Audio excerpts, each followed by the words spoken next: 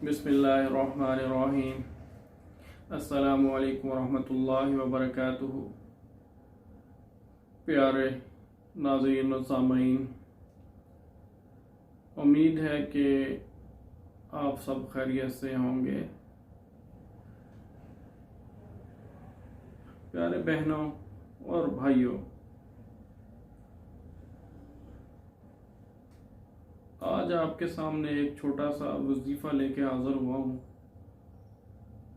तो ये वजीफ़ा है रिज़्क़ के अंदर बरकत पैदा करने का,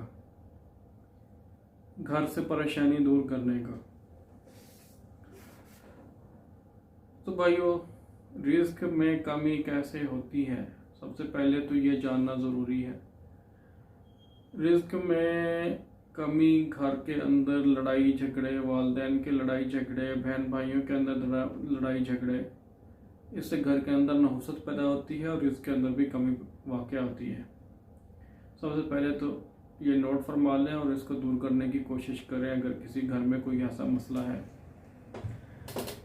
तो भाइयों, रिज़्क़ के अंदर बरकत डालने के लिए करना आपने क्या है कि आपने रोज़ाना 500 मरतबा अस्तग़फिरुल्लाह का विर्द करना है। विर्द से मुराद दिल के अंदर है, ऊंची आवाज़ में नहीं पढ़ना। दूसरा है दुरूद पाक का जिक्र, दुरूद पाक पढ़ना। तो भाई वैसे तो दुरूद इब्राहिमी भी है, लेकिन वह दुरूद बड़ा है जो नमाज में हम पढ़ते हैं।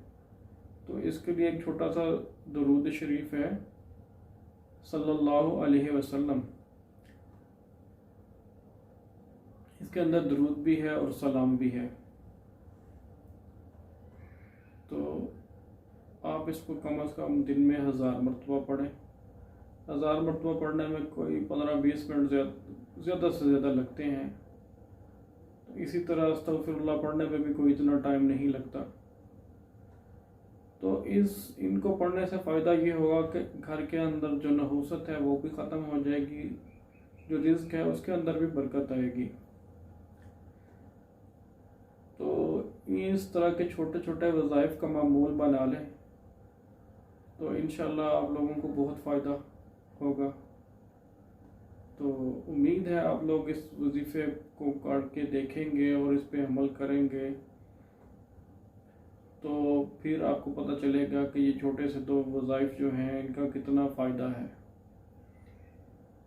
तो जब आप इसको पढ़ें, इसको पढ़ने के लिए ज़रूरी नहीं कि बावज़ू होना, वज़ू बग़ैर वज़ू के पढ़ सकते हैं। तो जब आप इन वज़ाइफ को पढ़ें तो मुझे भी भाई, अपने भाई को भी दुआ में याद रखिएगा। जज़ाकुमुल्लाह खैर। अल्लाह हाफ़िज़।